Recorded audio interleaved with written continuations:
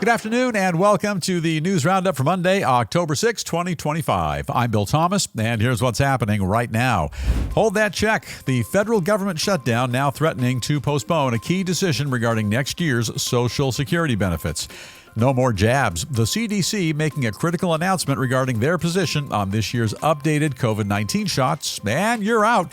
Russia drawing a line in the sand over America's potential sale of a large number of aggressive weapons to Ukraine. Also, Israel and Hamas holding critical talks on the eve of the second anniversary of the October 7th terror attack. And a desperate bachelorette takes her search for the perfect hubby to a whole nother level. We'll tell you the outrageous steps she's taken to find Mr. Right. All this and much more coming up right now on the Big Roundup. We have so much to get to today, and we begin once again with our federal shutdown, which is now rapidly approaching the 1 week mark. Still no end in sight as lawmakers just as stubborn and bullheaded as ever. Right now, both Republicans and hard-headed Democrats are refusing to budge an inch from their respective positions, although some members of Congress have now apparently found one issue they can actually agree upon. In a rare display of solidarity, a number of lawmakers from each party are refusing to accept their regular paychecks, instead asking for those funds to be withheld and placed in a special account until the shutdown does finally come to an end. That gesture largely symbolic, as federal law requires those lawmakers to eventually receive their back pay once the government is up and running again. However, some Republican senators now say they'll donate their paychecks to worthy charities when they ultimately receive the cash. In the meantime, there are now fears that due to the required furlough of thousands of crucial government employees, closure is likely to delay the release of a number of critical economic reports. Well, among those reports, a key inflation update, which is used to determine next year's cost of living adjustment for our nation's Social Security program, potentially leaving millions of budget-wary people in the lurch. Fortunately, although the administration cannot calculate the annual benefit increase without knowing the inflation level, all current Social Security payments, they will continue as usual. Meantime, the blame game in Washington, raging on, with Democrats holding out for larger government-funded health care subsidies while admitting they haven't spoken face-to-face with their Republican counterparts since last month. A final thought, this is the News Roundup Lowdown. There's something mighty peculiar happening right now on Capitol Hill, and in time, the current goings-on might just be the perfect medicine to bring to an end the current government shutdown and get the USA right back on track. Here's the deal, and as most of us know by now, our nation's government kind of out of business today on account of a bunch of overcompensated knuckleheads like Chuck Schumer and all of his pals whining about the government-funded health care cuts. Until they get what they want, they'll simply refuse to pass a spending bill to keep the government up and running. And to reiterate, Republicans have tried time and time again to negotiate with Democrats, but Schumer and his pals, they just won't budge. Last week, some folks were actually talking about taxing lawmakers each day the government remains closed. And I took that discussion a step further. I made it clear that our legislators should not get paid until they get their job done. And now others on Capitol Hill, they're saying the same thing. When I speak, apparently Capitol Hill listens. Look, if the Constitution prohibits lawmakers from receiving their salary, then they should step up and donate their fancy paychecks to charity. And some are committing to doing just that.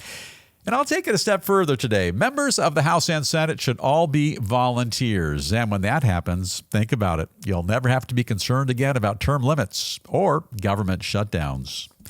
We're all still paying our taxes, but the government, which taxes us, is on staycation. They're here, but they're not answering the phones. Drop us an email with your thoughts, comments, questions, whatever you got. We're at newsroundupwithbill@gmail.com. Producer Davey scoping out the email bag. Davey, welcome to a Monday. And who's up first? Okay, Bill, let's head to the mailbag now. And we start with Maggie in Toledo, Ohio. Maggie, what are you thinking? Welcome to the program. She says, unlike those greedy politicians, I rely on my Social Security check to survive. I need to know exactly how much I have to live on just so I can get by. Yep. And you want to know what that cost of living adjustment is going to be. And until this is all wrapped up, you're not going to find out. They're not doing their job. A lot of people are struggling and suffering, and you're one of those people. Listen, write a note. Talk to your representatives. Tell them to get back to the bargaining table there and negotiate with Republicans, and let's come up with a plan. Davey, who's up next? Okay, Bill, here's a different view, and it's from Will in Pocatello, Idaho. Hello, Will. He says this would all go away if the Dems would climb down off their high horse, pass a short-term spending bill, and worry about the rest later. Yeah, listen, when our lawmakers, they're scoring $174,000 a year in salary, they should be able to think this thing through. Be grown-ups, make a deal, just like Monty Hall did, Davey, back in the 1960s and 70s. Remember the big show, Let's Make a Deal? Of course. And I think Wayne Brady has that now, right? Yeah, I think you're right, Bill. Yeah, if these guys can make a deal all those years ago and they're still making deals right now, then our elected representatives, they should also be able to make a deal. For now, the shutdown compromising our country, many government workers being furloughed, and we're looking absolutely foolish to the rest of the world. This is utterly embarrassing. Get back to work. Get your job done. Change things up just a bit now. Turn our attention to the CDC, now making a major policy change concerning our nation's approach to COVID-19. The Centers for Disease Control and Prevention, the CDC, now pulling back on their previous support for comprehensive across-the-board COVID shots. They say that moving forward, the decision regarding whether or not a person should get a COVID jab should be determined using guidance from both a healthcare provider as well as the health department's vaccine advisory panel. The CDC's new recommendation still allows a person to get the shot, the jab, but through their health insurance. You know, since taking office, RFK Jr. has released all of the experts, the so-called experts, who made up our nation's previous vaccine advisory board, replacing them instead with hand-picked members who share his opposition to comprehensive COVID shots. Contrary to popular belief, a number of medical experts think the CDC's new recommendation could actually wind up expanding access to COVID shots for some Americans. Final thought, and this is the News Roundup Lowdown. You know, the CDC, they got this one right. And whether or not you opt for a COVID vaccine, that's a choice that should be made by you and your healthcare provider, not by the federal government. There was a time in the not-so-distant past whereby if you didn't follow the orders of big government and take the shot and possibly a follow-up and a handful of additional shots, thank you, may I have another, then you were kind of ostracized, ridiculed, singled out, held out, and kind of removed from society, and you were a bad guy or a bad girl. You recall that to visit certain facilities, you had to have paperwork proving that you'd been vaccinated. Your employer can actually fire you if you weren't injected, and society would essentially shun you because you wouldn't do what Dr. Fauci and his associates were kind of forcing you to do. Reminder, people took that vax, they still got sick. Some folks opted out of the jab, and they were totally unaffected. And at the end of the day, do the math. A handful of pharmaceutical giants made more money than Elon Musk has in his high-yield checking account. And every few weeks, rumblings about the newest, latest, greatest strain, which is essentially kind of getting your mind going, thinking about where do I stand in line for more of that juice. Hey, your thoughts, your comments, and your questions, bring them on. And we're at newsroundupwithbill@gmail.com. Davey, I don't like the jabs, and what are folks saying? Okay, Bill, you know, this is a hot button topic. Yeah. Here's one from Kim in Topeka, Kansas. Kim, I want to know what you're thinking. Lay it on us. She says, I am so proud to live in a country that replaces the medical opinion of doctors with flunkies. It's like asking people who can't read to pick out a book for you from the library.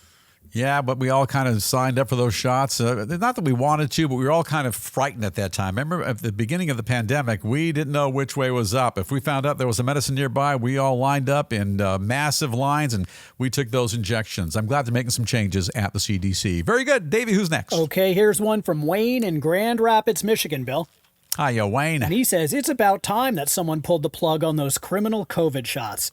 They made me get one for work, and I didn't breathe right for a month. Yeah, we all took those jabs. Everybody had a different outcome. Everybody is different. I took the jab as well. One on this side, one on this side. Terrible side effects. My arms locked up for the longest time. Had to go through months of physical therapy to fix the issue, and I'm not the only guy. And a lot of folks had side effects that were much worse than mine. You know, too many people got rich. Fauci, I don't think he's been held fully accountable. And here's the kicker. By the way, where is that guy? Is he in hiding? Here's the kicker. We're a smart world, but who's responsible for this pandemic? Where's all the research? If somebody knows, nobody's yakking. Also, if you're against the juice, the government footed the bill for those vaccines. So your tax dollars paid for it, even though you didn't want to take those injections. All right, switch things up just a bit now. Turn our focus to a very ominous warning, which is now coming out of Moscow regarding Russia's increasingly devastating war against Ukraine, as well as the potential involvement of the U.S. in that ongoing conflict. In a roundabout way, we're already involved. We are one of Ukraine's allies. We provided them with a great deal of support over the past several years. Russian leader Vladimir Putin now declaring that if President Trump ultimately decides to supply Ukraine with American-made Tomahawk missiles, that move would entirely obliterate Moscow's present relationship with the U.S. In my mind, it's already kind of obliterated. So, the Trump administration is currently weighing whether or not to provide Ukraine with those long-range weapons, and they have the ability to strike deep into Russian territory. Putin now says that if Trump ultimately pulls the trigger on the move, all good, which has been developing between our two nations over the past several months, will fly entirely out the window. He claims that it'll be impossible for Ukraine to use those Tomahawk missiles without the direct help of U.S. military personnel. And he goes on to say that if we ever supply those weapons to Ukraine, it will further trigger the war and take it to a more exaggerated level. Putin also brags that while our Tomahawk missiles could potentially harm his country, Russia would simply shoot them all down and improve their already superior air defense systems all at the same time. Now, for his part, President Trump still trying to broker peace with Moscow, saying that Putin's recent offer to voluntarily limit Russia's deployment of strategic nuclear weapons if the U.S. does the same sounds like a grand idea. Man, that is a pretty grand idea, but stop with the bombing of Ukraine while we're doing that. Meanwhile, less than a couple of months since Trump and Putin met in Alaska, the prospect of peace in Ukraine seems further away than ever, with Russian forces making headway on the ground and Russian drones allegedly flying a number of times into NATO airspace. Final thought, and this is the News Roundup Lowdown. Russia's fine leader, the Honorable Vladimir Putin, misses the point entirely when he makes reference to destroyed relations between Moscow and Washington, contingent upon the type of aid which we might provide to our ally. Russia is in no position to decide which weapons we'll provide to Ukraine as they fight for their very existence, and all while being relentlessly bombed and savagely attacked by Putin's forces. In case you haven't been following the story closely, the White House has exhausted every available option with regard to bringing Moscow's war with Ukraine to an end. But Putin's campaign yet rages on, and the death toll rises every day, if not every hour. And to make things worse, Russia is now using soldiers on loan from North Korea. They appear to have great support, at least economically, from China. You know the story. China keeps buying all that cheap oil from Russia. That just pours more money into that war machine. And in recent weeks, Russia has been illegally flying drones into the airspace of several European countries. Now, food for thought, if Ukraine is afforded our Tomahawk missiles, which could strike the Kremlin, that might be the tipping point for Moscow to up the ante in this war, and their counterstrike could be far more dramatic. Now, tell us what you're thinking, and we're at newsroundupwithbill@gmail.com. And Davey, before you hit the email bag, just stunning numbers. I was just reading about this a short time ago. According to the British Ministry of Defense, more than 1 million Russian troops have been killed or injured since the full-scale invasion of Ukraine began on February 24th, 2022. This is a guy who is more than willing to send his own countrymen, his own men and women, to an early death to accomplish his means of taking Ukraine. It's just amazing. Davey, who's up first? Okay, Bill. Yeah, that's an awful situation over there. Overwhelming, yeah. Yeah, here's one from Colonel Briggs in Waterville, Maine. Colonel, thank you for your service. What's on your mind, sir? He says, the day we allow Putin to dictate our nation's policies is the day we fall to ruin. Yeah, absolutely. We will. And I was kind of suggesting that just a moment ago. They're in no position to dictate what we do and who we do it with. Putin, by the way, claims that the West humiliated Russia after the 1991 fall of the Soviet Union by enlarging NATO and encroaching on what he considers Moscow's sphere of influence. He kind of sounds like the jaded ex-girlfriend. Hey, just a correction. We never humiliated anybody. We negotiated with Russia. We brought to a conclusion a foolish Cold War, and we put the world back on better track. Putin, however, has pretty much disowned his country, reignited the Cold War, and he is desperately seeking now what appears to be a global war. Now, some additional headlines we are keeping a very close watch on here in the News Roundup newsroom. And turning first to Egypt, where officials from both Israel and Hamas now actively negotiating on the terms of President Trump's ambitious peace plan to end the brutal war in Gaza. Those talks taking place on the eve of the 2-year anniversary of the Hamas terror attack, which began the entire battle. Moving along now to some breaking developments concerning President Trump's use of the military to safeguard American cities. A federal judge temporarily blocking the president from deploying any National Guard troops to Oregon. Meanwhile, another federal judge says, well, she's now considering a separate lawsuit challenging the president's plan to deploy National Guard troops in Chicago. And the president responding by saying he'll do whatever it takes to keep our cities safe. It's just amazing that the governor of Illinois does not want National Guard troops being deployed to Chicago to clean the streets, make things safe, and provide some law and order. Governor Pritzker, what are you thinking? All right, some uplifting news to share with you now, and news which is guaranteed to rock your boat. The president heading to Virginia over this past weekend to help celebrate the U.S. Navy's 250th anniversary, all by delivering an inspirational speech to thousands and thousands of sailors before closing out the event with a rousing rendition of YMCA by the Village People. Davey, did I read that wrong? It was a Navy anniversary, 250 years? That's correct, Bill. A birthday party for the Navy, 250th anniversary. Well, why are you playing YMCA? If you're playing the Village People, wouldn't you play their other hit single called In the Navy? Wouldn't that make more sense? That's a very good point, Bill. I think you're right on this one. Somebody call the music coordinator. Turning now to the world of business and a quick glance at a couple of stories which are currently making headlines in finance, in trade, and more. Our pals at OPEC now agreeing to boost their oil production by more than 135,000 barrels a day, and that'll begin next month, pointing to a positive global economic outlook as the reason behind the increase. You're pumping out more oil, you're bringing more stateside. Theoretically, that brings gas prices down. But here in Los Angeles, California, $4.50 to $5 a gallon for gas. Skipping along to the world of big tech, OpenAI striking a massive deal worth billions of dollars with chipmaker AMD as they look to expand their ever-growing AI infrastructure. The staggering agreement involving millions of shares of stock, as well as the latest version of AMD's high-performance chips. Keep making those computers bigger, stronger, better, and faster, just like the $6 million man. And we'll pivot now to some news concerning our nation's booming economy. President Trump now claiming that his tariffs, tax cuts, and financial policies are all, in large part, responsible for, check this out, bringing in a combined $17 trillion worth of investments here into the good old USA. Time now for the lighter side of news, where we take a quick look at a couple of exhilarating stories guaranteed to leave you jumping for joy or possibly even doing push-ups, sit-ups, or chin-ups, or sitting perfectly still in your chair, kind of like me, doing absolutely nothing. We'll kick things off if you're a fan of Taco Tuesday, and who's not? Let's face it, it's Taco Tuesday. You're about to find yourself in BOGO, buy one, get one free heaven. BOGO heaven. October 7th, absolutely National Taco Day, and in celebration of the big holiday, our country's best-known taco joints serving up a heaping, helping, great deals, amazing giveaways, and a whole bunch of acid reflux. Among the fast food giants that are whooping it up in honor of the big day, Taco Bell, Jack in the Box, Del Taco, and all the rest. Del Taco and all the rest. There's something missing out of that story. Davey, you left out the most important part of the story. What did I leave out, Bill? You made the part about Del Taco right, but you left out the part of me being Employee of the Month. Del Taco, March and April, 2 months running, 1979. You left that part out. Well, I didn't know, Bill. You were Employee of the Month?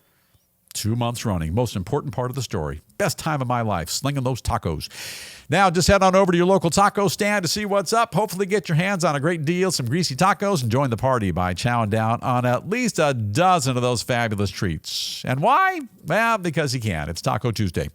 You know, there's a lot in life to disagree on. You got the hard mattresses, soft mattresses, or water beds. I'm kind of a fan of the water beds. Gas car, electric car, or skateboard. How are you going to get around town? Plain or peanuts? And the Beatles or the Bee Gees. A lot of choices. The one thing in life we can all agree on, though, is tacos. And tacos are kind of like Sara Lee. Nobody doesn't like Sara Lee, and nobody doesn't like tacos. And don't beat me up over the double negative. When it comes to tacos, Davey, double negatives are exempt. Tacos are kind of like pizza. When they're good, they're real good. And when they're bad, they're still pretty okay because they're tacos. Hard shell, soft shell, beef, chicken, fish, carnitas. Tacos are the perfect food. And happy National Taco Day, America. All right, make the logical move now from tacos and root beer to looking for love in all the wrong places. And here's what's up. A love-starved woman in San Francisco, so sick of the duds she keeps meeting on the dating apps, she's taken matters into her own hands and plastering her smiling mug all over the city. The 42-year-old bachelorette so desperate to score Mr. Right, she's taken it upon herself to create her own website called marylisa.com and is now advertising her availability to men on digital billboards and taxi cabs throughout the entire Bay Area. Well, so far, the hopeful romantic says she's received about 2,000 responses to her ad, that her suitors range in age from 19 to 78, from teenager to senior and beyond, and that she's still holding out hope that sooner or later, she'll meet the right guy. Look, when you're a lovely young damsel in distress searching for Mr. Right, you might find him in a church pew, a company mixer, perhaps at the county fair over by the cotton candy stand. Every now and again, though, a friend, a colleague, or a family member, they might say to you, I got just the right one for you. There's also the wrong way to find your life mate, and that's by putting up big ads on giant billboards all over town announcing your desperation to the world. Yeah, you'll get a ton of attention, all entirely contrived and wholly inorganic. And for anyone who's vying for validation, starving to be noticed, and thirsting for approval, well, the billboard thing, kind of a grand idea, and already nearly 2,000 interested parties for Lonesome Lisa. However, if you're truly looking for romance, Davey, you got to do it the old-fashioned way. Do it the old-fashioned way, Davey. What's the old-fashioned way, Bill? Oh, you go on Chuck Woolery's TV show, Love Connection. I think they have millions and millions of viewers. They're still on the air, aren't they? Bill, Love Connection has been off the air for about 30 years now, Bill. Oh, well, they still have reruns. Your thoughts or comments on The Bride in Waiting? Drop us a note. We're at newsroundupwithbill@gmail.com. Davey, what are folks saying about this one? Sounds utterly desperate to me. Oh, yeah, Bill. First, we'll start with Roy in Flagstaff, Arizona. What are you thinking, Roy? He's talking about the taco deal. He says, this is getting ridiculous. Every day, some company makes up a new holiday to get us to buy their junk, and I say, enough is enough. Well, when it comes to tacos, enough is never enough, particularly when it's buy one, get one free. Not every taco stand is doing that, but most places that serve tacos, they got some kind of a special going on. It's National Taco Day. You can beat up on anything you want in life, but don't beat up on National Taco Day, Roy. I've got my eyes on you. David, who's up next? Okay, Bill, here's one from Joe in Staten Island, New York. What are you thinking, Joe? He says, what kind of woman plasters her face all over town and expects to find Mr. Right? If that doesn't scream run away, I don't know what it would take. Yeah, it does scream runaway. Absolutely. And to me, it just reeks of desperation. If you're a 42-year-old single woman, you've got a bit of an education, maybe you have a career, who knows, maybe even a dowry, you shouldn't have to put up big, giant digital billboards saying, take me out on a date, take me to the ball game, take me out for supper. It reeks of desperation, and it does not serve her purpose well. I appreciate you checking in. One more, and then we got to hit the road. Okay, but I have another question, though. Those billboards got to be kind of expensive, don't you think? I was thinking the same thing. Billboards, I think you pay a contract fee by the day, by the week, by the month. So in my mind, she must have an awful lot of dough to score those billboards, unless she knows somebody in advertising who's cutting her a rate. But yeah, by and large, billboards are not cheap. You got people driving up and down the interstate 24 hours a day, 7 days a week. So your exposure is greatly enhanced, and people have to make a buck off that. Absolutely. Okay, Bill. Well, we have one more here from Sid in Des Moines, Iowa. Bring it on, Sid. And Sid says, Bill, have you ever considered applying to be Lisa's husband? Sounds like you two might be a match made in heaven. I have not thought about applying to be her husband. I have thought about it. I've given it some thought. In fact, producer Dave and I were going back and forth on this just a short time ago. I have put some thought into perhaps being her future ex-husband. We haven't sorted out all the details. We're just thinking about it. It's a work in progress. As it develops, we'll get right back to you. And now it is time for us to call it a wrap on the Don't Strain Your Brain Monday edition of the Big News Roundup. And before we go, as we do each and every day here on the Big Program, we share with you a very notable quote. And these words of wisdom come to us today from George Halas, who said, nobody ever gave his best, regretted it.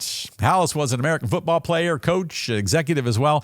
He was affectionately called Papa Bear because he was the founder and the longtime owner of the NFL group, the Chicago Bears. Even I've heard of the Bears, Davey. And now it is time for us to bust on out. Before we do, don't forget the News Roundup motto. Ask not what your podcast can do for you. Ask what you can do for your podcast. And we don't ask for a whole lot. not, you can maybe bake us some donuts or bake us some pastries and bring it by the studio. And the second thing we always ask you to do is subscribe to the program. That way you never miss a single episode. And now it looks like our time is officially up, so have an awesome day today. We survived a Monday. Please stay safe. Let's all continue to watch out for each other. And with that, Engineer Jamie, let's begin to dim the lights. Let's gently fade to black, and we'll see you right back here tomorrow afternoon.